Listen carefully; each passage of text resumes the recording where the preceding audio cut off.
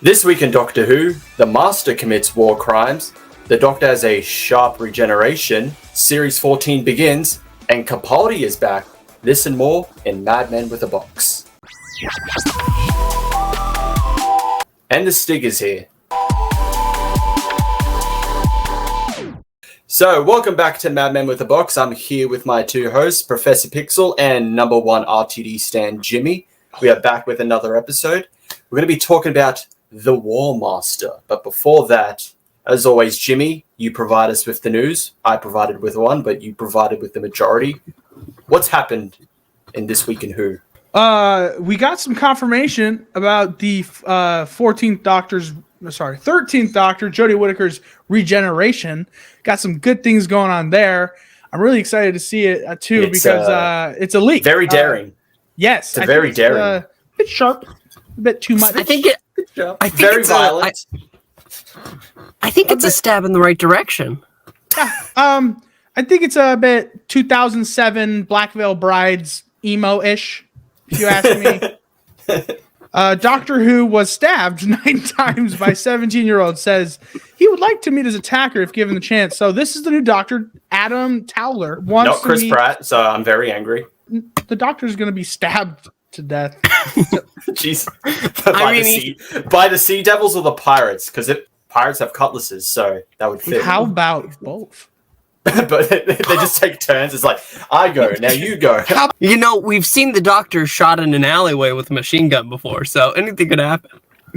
Anything could happen, yeah. But that was the American version. Yeah, that's true. For one time, the Americans get a chance to do a Doctor. They gun him down. Shoot him down. Yeah. So, anyways, that was cool. Next, we got some really cool thing. Peter Capaldi could be returning for the 60th anniversary. Now, and was this confirmed by Capaldi himself, or it's confirmed by Big Dick Davies? Basically, just told RTD just told us Peter Capaldi's returning for the 60th anniversary. And the guy on one of his Instagram posts said, "Like this comment if Peter Capaldi and the rest of the gang is in the 60th." He liked the comment. He liked it. There we go. Can't wait for Plymouth and Metro, the Daily Mail, to run this as legitimate news. This is a moment where I am going to bring up one. We have a new look at the Weeping Angels. I know we just saw them and they had a slightly different appearance. They're called Meeping Angels now. Yep. And we can see them right here. You know what's funny? That looks better than Chris Chibnall's Angels. First Sesame Street, now like the Muppets. Like Doctor Who's invading everything. That's right. You have to get the kids involved. It's what better way than we must indoctrinate children. The BBC Studios has confirmed Series 14 will begin in April. Filming, that is, not the series itself. Yeah. Filming. BBC Studios Series 14 begins filming this April in Brandon Routh Superman Lock Studios in Cardiff, with Russell T Davies reprising his role as showrunner. The highly anticipated 60th anniversary episode will air in the autumn of 2023, becoming the brand new, unannounced 14th Doctor's first story. They saying this have basically said he's been cast, or they have been cast as the 14th Doctor, without actually saying who it is. Yes. But my only concern is this is the 7th BBC studio. So as you can see right here, they're lucky the number 7 one. Lucky. They might be lucky, but they're also 7th in line. They aren't like BBC 2, BBC 3. At least then you got some leeway. But when you go all the way up to 7, it's kind of. So I think the biggest thing is what's on the right side. Oh, this account is a joke. Yeah, that's a pretty big giveaway. Yeah. You know what's stupid is someone actually sent me a screenshot. They're like, "Whoa, Jimmy, look, it's happening now." No, they sent me a screenshot of the part where it says this account is a joke, and then I instantly went, and then I commented, "I hate Twitter."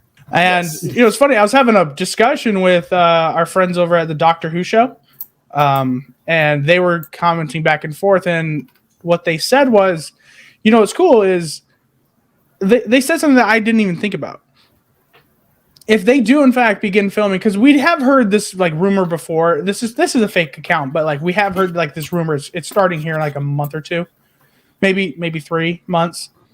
Jodie Whittaker will be full on pregnant, like she'll be ready to pop any second during the filming for the 60th, or even if it's a little later, she'll be just freshly she just had her baby.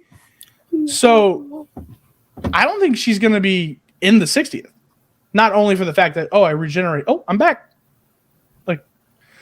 But I don't think she's going to be in it specifically because she's going to be a mom. Unless they're going to film her stuff afterwards. I don't know. Or it's just going to be audio. Film her stuff afterwards, like the Five Doctors, Tom Baker. Yeah. just use lost footage. There's lost footage somewhere there's a lost Jodie episode and they're just going to use that. It's not going to connect at all. I have my favorite piece of news for the evening is actually coming up here right now. Apparently, there's an iconic sign whenever you watch the Daleks' invasion of Earth. Do not dump bodies in the river.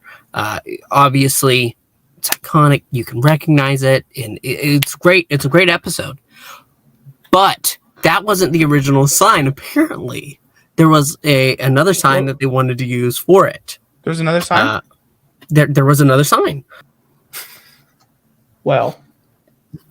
It's a very specific. Remember what the Daleks took from you. Damn it.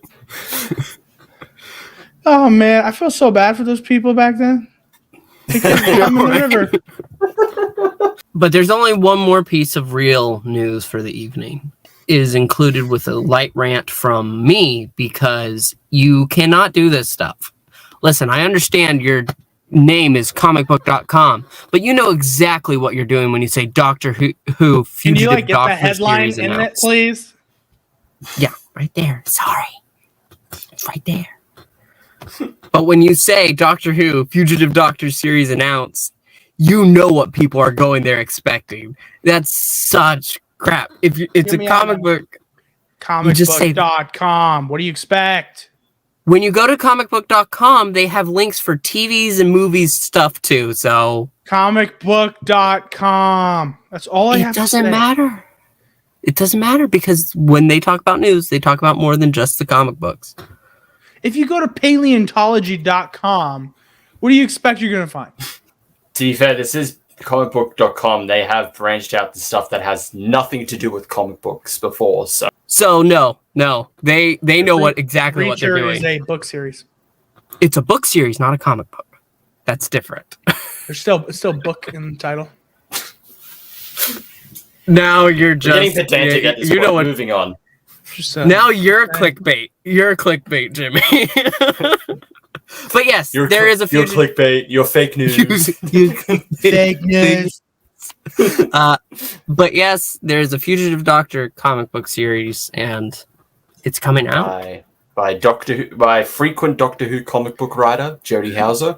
Oh, that makes me feel so good. Oh my god. Oh, right. Calm down. The river's over there. I was just about to say, if you need to go to the river. You know what? Give me 5. Yeah, it's interesting. I don't know how far they'll go into it. I'm kind of... I'm mixed on it. I mean, I'll check it out. It's definitely worth a check out. I enjoy Joe Martin as a doctor. Not exactly the doctor they try to place her to be, but... Watch your mouth. What? So watch your mouth, child. You're younger than me. Okay. My body is physically more mature. Sure. In reality, Jodie Whittaker, she's one of my favorite writers in comic books right now because of her Doctor Who. Jodie Houser, not Jodie Whittaker. I am all over the fucking place tonight, okay? You know what? Yeah. Give me 1 second. I'm going to need a little of this. No. You're not editing yet. Leave it. Jodie Houser is becoming one of my favorite writers in comic books at the moment because of her Doctor Who work from Missy. By the way, check it out. Empire of the Wolf, and now the Fugitive Doctor, which is cool because I like Fugitive Doctor. I want to know more about the Fugitive Doctor, and we don't have any stories with the Fugitive Doctor that doesn't relate to the fucking timeless child. Okay? Yeah. Mm-hmm. So that being said, I'm excited to see what Jodie Hauser does. Yes. On to our main topic, the War Master, only the good. Now, thing is, Jimmy has only listened to one full story and half of the second one. He wasn't particularly... It's boring as shit, dude. I'm sorry. I tried. I kind of thought you would definitely lose interest with the second story because it is the weakest of all four of them. Yes. Although you did miss out on the best two ones at the end. Yes. Oh well. They're amazing. They're amazing. Honestly, I cannot express just how pleased I was by the end at the end of this, because it was perfect with how it was setting up where we meet Yana at in Utopia. It was absolute perfection all the way through. Even after you push past the second one, you understand the significance of it and why it matters. When you go into 3 and then 4 and you're just seeing the Master, in the third episode, the Master actually takes a step back, and it's astounding how he's able to push little things here and there to set it up for that epic finale. Man, it's so weird how, like, when you take the Master out of the War Master series, it gets better. It's weird. What does that tell you? Well, the whole point of this... To be fair, I don't have any room to talk about this series because I didn't care enough to put in the rest of the effort to push through. It's fucking 4 hours long, guys. That's longer than the first extended version of Fellowship of the Ring. Okay? I just did not want to do... I'd rather watch Fellowship of the Ring. So I'm going to butt out just for this section, and I'll come back in at the end. So I'm going to let you guys have a deep discussion, and I'll talk to you guys once you're done. Chris has earned this spot. He listened all the way through. Hold up. Months ago, but yes. Hold on. To be fair, I stopped listening to it, and I went and watched Trial of a Time Lord. Okay? Okay. You've redeemed yourself, even though you didn't finish the topic that we discussed. I'm on episode 5 now, okay? Let me just say, I'm enjoying it. Okay, that's there you good. Go. You saved yourself. I was unsure of how it would go. Derek Jacobi is obviously a fantastic actor, but there's nobody else. Like, everybody else is low key on the acting scale, and most of their work is Big Finish. And when you only have one actor really carrying it, it can get worrisome. But he manages to make you care, even about, say, Cole. Yeah. Which I know, Jimmy said, like, beforehand, there's a lot of bad acting, which is kind of, that's expected when you're going up against Sir Derek Jacobi. I didn't like his acting in the first 2, sorry. Oh, okay. Them he has fighting words. Those are real fighting words, because he barely got any time in Utopia. Once it turns to that moment, he instantly regenerates into John Sim. So he only had a second to actually be the Master. But he took that second, and he has become one of my favorite iterations of the Master of all time. In just 4 hours, it's astounding how this story goes and leads, like I said, perfect to the show itself. Yeah, exactly. I know some people will find it a detriment, the fact that he is hardly in this, because the whole point of this Master is that he is a manipulator. He is supposed to stick to the shadows, but he's out there in the open. He's the person you're supposed to at least suspect as, like, is the criminal, like the murderer, stuff like that. So it works. Some people might like it, some people may not, but I found it interesting, at least especially with the third story, where he's just not in it that much, but it serves a point leading into the fourth story. Just him manipulating everything for his own plans. Well, I mean, the Time Lord plans. Well, I wouldn't say it's exactly the Time Lord plans, because the Time Lords don't want him to do what he's doing anyway. But he, even starting out, first thing he does, I'm the Doctor. Yes, let me help you. Because they recognize that he's a Time Lord, but they don't know who he is. And he's able to earn their trust a little bit because he's got that title on him. And then to the second story, the first thing he does, I'll go ahead and take another identity as Dr. whatever his name was. And Dr. Keller, which I think is a reference to a name that one of the Masters used before. Yes. I think it would have been the Roger Delgado one. I believe so. Yeah. But with how he's running from the Daleks at first, and then by the end of the second story, how he's able to take only one person because everybody else dies and the planet's eradicated. He takes one person, Cole, with him because Cole doesn't want to die. And from then on, Cole wants to do something good. And the third episode is so perfect because even though that has the least amount of Master, every appearance that he makes, you know that he's doing something, that something's in the works, as he's saying, oh, no, I can't interfere. I said you'd have to do this on your own. Yeah. But if you look the person who interferes the most, aside from the Doctor, is like, I'm respecting Time Lord rules. It's like, no, you're not. But we know why he's not interfering as much as he normally would, because he's trying to make Cole the ultimate paradox, as it were, to fuel the heavenly paradigm and end the time war, make the universe perfect while leaving himself as he is. And I mean, you have, I think one of my favorite side characters, I do like Cole, but one of my favorite side characters was actually, what's her name? Oh, Mrs. Wilson, Tandika, yes. And she has the computer there, and she's trying to reverse it. So that way, okay, well, I can't stop it. But if I reverse it, I can make myself the best version. What will I be? And she tries to appeal to the Master, who comes in and is like, you're not doing that. And she says, you could be so great. He looks at her and says, I already am, after he shoots her. And as the universe is healing, something goes wrong. It's too much. Even with the amount of energy that they've generated from the destruction of Cole, it's not enough. And that leads to... It's too vague.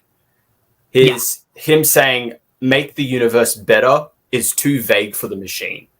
So it can't do that because it doesn't have like set parameters. It's not given like intrinsic details. Like, you need to change this to this because it makes the universe better. So a lot of Time Lord victories become Dalek victories because in its mind, that's better. And at the end, he's like, okay, nope, run away. He's messed up. That's probably the one and only time he realizes he screwed up something, and it was his own fault. I mean, it ends perfectly with his own narration, as after he's turned into an infant left on the planet, he goes ahead. Everything dies, but it can give you something more. And just his voice alone, the man has worked his way into, like I said, one of the best Masters in Doctor Who history, and he's only had one physical appearance. It's astounding. And that's all we really have to base it off, which I think is why he gives the facade that he's a good person, because that's all we've known him as kind old Professor Yana, the man who wants to save humanity at all at any cost because they're at the end of the universe, at the end of time. And I didn't think about it before, but it actually works out perfectly because he turns himself into a child in the body that looks like Professor Yana. So it makes sense that he grows old to look like himself once again before he regenerates. And it's like poetry. Yes. But I think if we have to go into ratings, I'm going to go ahead and say this is a 9. This is one of the best Big Finish productions thus far that I've listened to. And I love War Doctor Begins. I love all that. But there's just some kind of mastery. Yes, mastery here in this audio drama. Yeah. I would have to agree. 9 out of 10. But if I would, compared the two, I'd put War Doctor Begins above it, obviously, because that was just chef's kiss. That was art. But yeah, I absolutely loved it. Yeah, Derek Jacobi is the master. I didn't know what I was missing. Same with listening to Eric Roberts' master. I was like, this is what we could have had? Like, come on. I'm ready for a lot of these stories to have characters that just come into the show. Go ahead, come into the show. They're still around. They're still doing. They can still do it. Bring them in.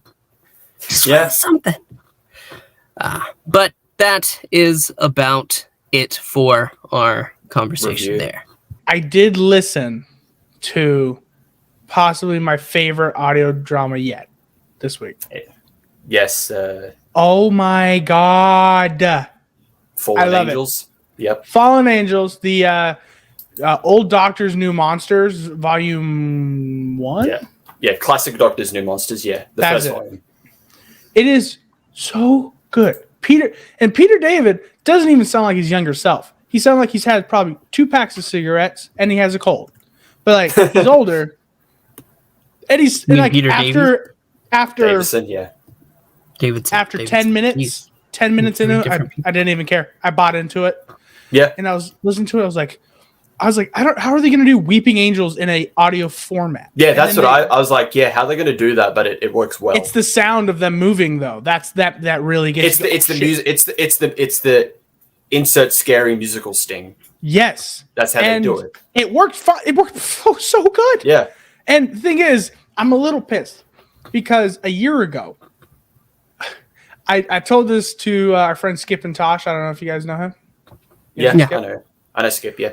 Yeah, we're good friends. So we text each other, call each other all the time. And when I was like just getting back into Doctor Who, because like I have an outlet to watch it and read and listen and stuff like that now. So I'm like getting more into it. And I was like, you know what? I would love to see. It's so upsetting. A Doctor Who Weeping Angel story set in the Renaissance with Da Vinci, but not Michelangelo. And the premise was his work is starting to disappear and stuff like that. And so when I listened to this, I was like, did someone steal my fucking idea? Like, what the hell? And then, Well, considering when this came out, you stole their idea. to be fair, yeah. So it's kind of cool that someone in Doctor Who writing staff had the exact same idea I did and implemented and made it. So it's like, okay, my ideas aren't too far fetched. Like I'm just thinking about I could literally write this shit. And by the way, not just because I'm biased towards it, but also it was not the Doctor I chose to be the one in it. And when Peter Davison was the one, I was like, I've told you guys before, I think he's like the middle of the road Doctor. Not bad, not good. I'm sorry, not bad, not great, but just good enough. And so I was like, I didn't know how I'd feel. This one stood out above anything I've heard so far. Absolutely phenomenal. I think this is my new 10 out of 10 standard. And the War Doctor Begins Volume 1 is probably like a 9 now. Like that's how much I love that single story. Ooh, okay. Well, I'm just going to say we got to be careful when saying Peter Davidson's name because we don't want to say Davidson and confuse him with Pete Davidson, who's dating Kim Kardashian. That could be very awkward. Anyway, 60th anniversary. All eyes are on this, the big number 6-0. But how would we do it? If we were in charge of it, how would we do it? So Now, here's Gerard Grove's wacky idea. Introduce the new companion first. Have them meet the 10th and 11th Doctors for a huge adventure, and then the 14th Doctor comes barreling into their life out of the blue for the series beyond. That doesn't sound like a 60th anniversary. That sounds like episode 1 of the new series. Yeah. I mean, that's kind of what this is, though. The 60th anniversary is the beginning. I don't think Jodie's in it at all. So it is the beginning for the 14th Doctor. It is both the season premiere and the 60th anniversary. You know, it'd be funny, though. Like, he did have, like, the 10th and 11th Doctor meet. They've met before in the 50th. But, like, you know when they put on their glasses and they're like, oh, lovely. Yeah. Like, when they first exit their TARDIS and both see each other, they do that again, but, like, right as they see each other. They're like, oh, lovely. Again. Okay. But they wouldn't exactly remember that. I mean, 11 might, but I don't think 10 would. So It depends. I don't think 11 would, because it did change. No, 11 would, because it was his timeline. Okay. He was the present, so he's the one that would remember everything, because his timeline wasn't out of sync. Pixel. Might. Mm-hmm. What would you do? Honestly, I would just you got to go old fashioned in my mind. So you got to bring back some of the classics, and you know, if they don't want to go too classic, which it's no offense to the actors who still remain, I think the Curator was a brilliant way to bring in Tom Baker. But you have somebody who's there, who's willing to play the Doctor. Clearly, Paul McGann deserves to be in a special. It's his time. He needs to come in. I don't mean he needs to steal the show, but he needs a little bit. And then on top of that, I'm not sure exactly the specifics. I would like the story to involve the Daleks, honestly. I know a lot of people can be Daleked out, but I love a good Dalek story. And if this one has it, I'm down for it. The execution of the Doctor. They're just rounding up every Doctor to make sure that we've got them all. I mean, I'm considering that's depending on which era of Daleks. Some do have time travel control. Like, not out of the realm of possibilities. One of them decides, why don't we just capture each Doctor and just exterminate them all at once? But even then, they've also been like, yeah, we can't really mess with time. But you know what would be a great... They have a treaty with the Time Lords where neither one will go back to like prevent the existence of the other, because it's just going to the outcome of that is just going to mess up everything. Unless you're the 9th Doctor trying to save a human's father. Yeah, exactly. So, Chris, what would you do? Me, just multi-Doctor. Yeah, same with Pixel. If you can incorporate the classics in some way, try. You can do the hand wavy. Oh, the timelines are out of sync, so it's kind of showing on your body. Yada yada yada. That mumbo jumbo. I can't. The Gerard's like introducing a new companion. It can work like that, but I think have to be she out of sync. So she's had this adventure with the 10th and 11th. The 14th, he knows of her, but she hasn't like properly met, something like that. But mainly my main focus, something big, multi-Doctor. 10 definitely is going to be there. 11 a maybe, depending. Capaldi a maybe, depending. Oh my God, Capaldi has to be in. He is the older Doctor for the new generation. He has to be in it. Yeah. So much. Even if you can, get David Bradley back as the first Doctor. Give him a good first Doctor story in the TV show. Now, go ahead. Yeah, I do have to say, I've said this before. Sean Pertwee, he's right there. If you build it up just to that, go ahead, reverse the polarity of the neutron flow and have him come on the show. But I did have a major thought. If there was some way that they could actually, because we had the 50th anniversary, what did he do then? He actually saved Gallifrey, put it in a little pocket dimension of its own. But if we could find some way to actually bring back the Time Lords, I know that Chibnall decided, oh, you know what, I'm going to kill them again. Boop. But if we could find a way to bring them back, that would be astounding. Mm. Although I feel like you're just doing the 50th again, because that's essentially what it was. Just bringing the Time Lords back. Just changing the outcome. I can help you with this. I have a full story. Yeah. Okay. And considering, remember, Rassilon, well, aside from the Master, Rassilon is the only living Time Lord left. Because we don't know what's happened to him. Yes, he is.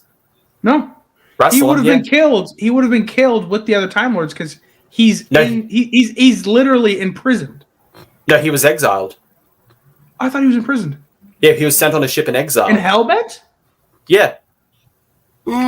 Yeah, he was sent on a ship in exile because everyone sided with the Doctor. I haven't seen Hellbent in so long because it's just bad. And then the last thing that happened to him is that he was involved in an alternate timeline where he sided with the Cybermen, but that was erased.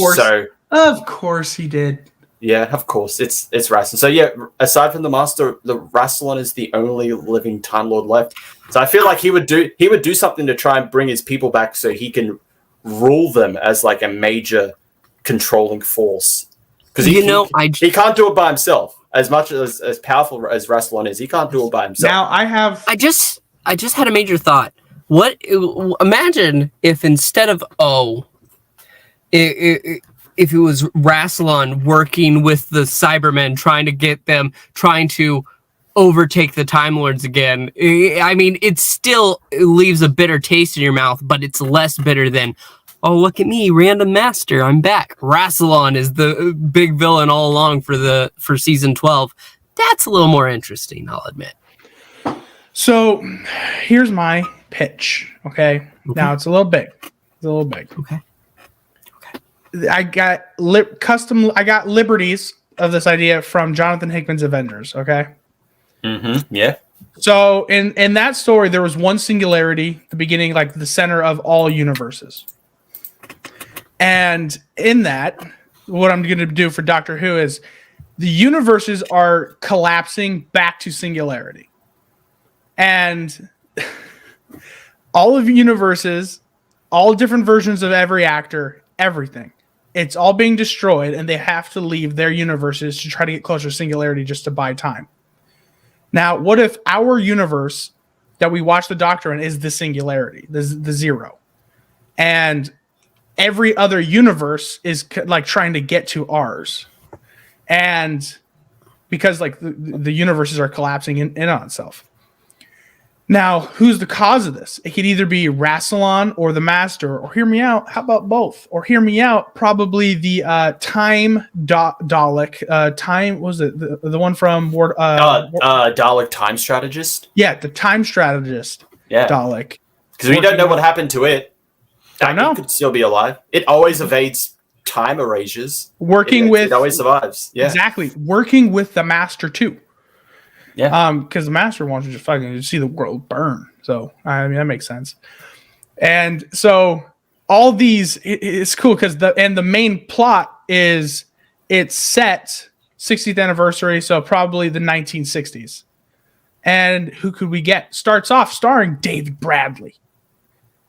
And he's the one starting it off. He's the first Doctor. Might as well just start with it.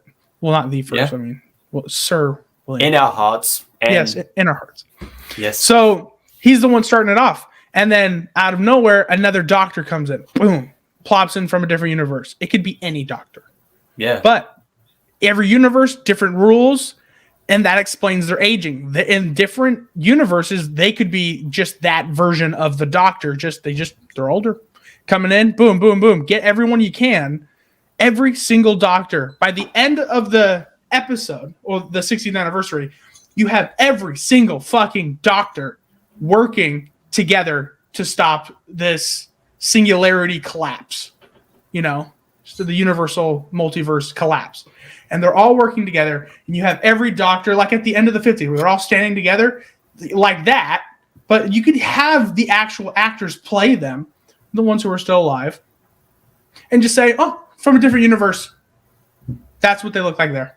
Give me 1 second. Yeah. You could also delve into like some of like the alternate doctors, like from like Big Finish and all that as well. And I would love for it to star, personally though, the 8th Doctor, Paul McGann. Give him some kudos. He deserves it. He deserves it. He needs it. And it would be really cool. But then, and then you get some of the newer ones because, hey, you're younger. They can actually look the part still. You get David Tennant back. You get Matt Smith back. It would be cool to have Christopher Eccleston back, but I don't think he's come back. So get everyone you can to come back who is literally who can still walk, and use every single one you can. And it's just stopping the collapse of the universe into singularity.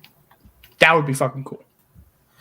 I mean, what's left of the universe? Because according to Flux, pretty much only the Earth's left. So exactly, that's the thing too, because we don't know what's happening with the universe. It's either destroyed or it's not. What's happening to the universe? Yeah. I mean, that's my pitch. If I could control the 60th anniversary. That's it for this episode of Mad Men with a Box. Thank you as always for watching. Go check out our respective Twitters. Go check out our previous videos. Greatly appreciate it. Doing some numbers. Thank you. So this next week, we're going to be doing Doctor Who 1 Mile Down, 10th Doctor, Donna Noble story from the 10th Doctor Adventures. And we will see you next time. Geronimo. Bye.